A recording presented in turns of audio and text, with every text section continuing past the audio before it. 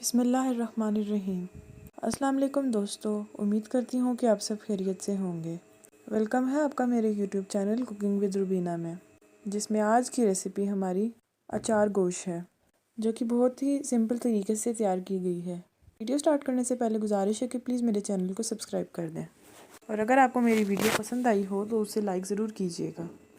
अचार गोश्त बनाने के लिए हम सबसे पहले तकरीबन 1.5 पाव गोश्त लेंगे। आप लोग चाहें तो ज़्यादा या कम गोश्त भी ले सकते हैं। फिर इसके बाद मैंने इसमें तकरीबन 1 मीडियम साइज़ की प्याज शामिल की। अगर आप लोग ज़्यादा गोश्त लेंगे तो ज़्यादा प्याज शामिल करेंगे। फिर इसके बाद मैंने इसमें टमाटर का पेस्ट शामिल किया। टमाटर के पेस्ट की क्वांटिटी आप लोग वीडियो में देख सकते हैं। आप लोग चाहें तो साबुत टमाटर को भी डाल सकते हैं। इसके बाद मैंने इसमें लहसुन और अदरक का पेस्ट शामिल किया। ये सब चीज़ें डालने के बाद हम इसमें मसाले शामिल करेंगे।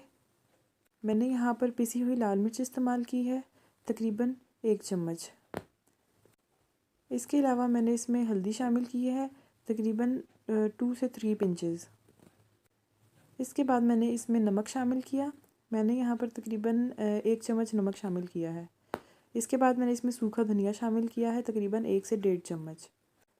अब इसके बाद हम इन सब चीज़ों को मिक्स कर लेंगे और इसको पकने के लिए छोड़ देंगे। मैंने कुकर में इसको पकाया है जब तक कि हमारा गोश्त अच्छी तरह से गल नहीं जाता। तकरीबन आधा घंटा पकाने के बाद मैंने कुकर खोला और उसमें ऑयल शामिल किया। ऑयल आप लोग अपने टेस्ट के मुताबिक शामिल कर सकते हैं, जितना आप लोग चाहें।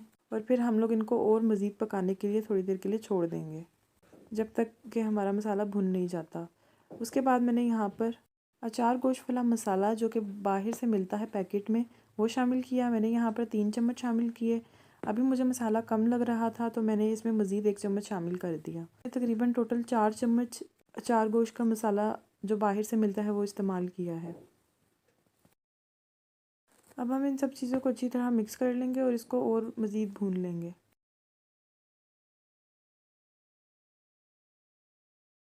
मैं तकरीबन 3 से 4 अदद मिर्चें लूँगी, जो थोड़ी सी मोटी होती हैं, और इसमें मैंने वो अचार गोश्त वाला मसाला भर दिया। और अब मैं इन मिर्चों को इस सालन में शामिल करूँगी। आप लोग देख सकते हैं कि मिर्चों के अंदर मैंने मसाला भरा हुआ है। अब वो मिर्चें हम लोग इस सालन में शामिल करेंगे, लेकिन मिर्चें शामिल करने से पहले हम थोड़ी देर के लिए भूनेंगे सालन को, और उसके बाद हम लोग मिर्चें शामिल करेंगे।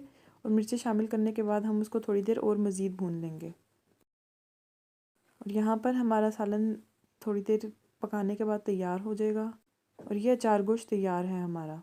मैं उम्मीद करती हूँ कि मेरी रेसिपी आपको बहुत पसंद आई होगी, जो कि बहुत सिंपल तरीके से तैयार की गई है। अगर आपको मेरी वीडियो पसंद आई हो तो इसे शेयर ज़रूर कीजिएगा और मेरे चैनल को सब्सक्राइब कर दें। अपना और अपने घर वालों का ख्याल रखिएगा। अल्लाह हाफ़िज़।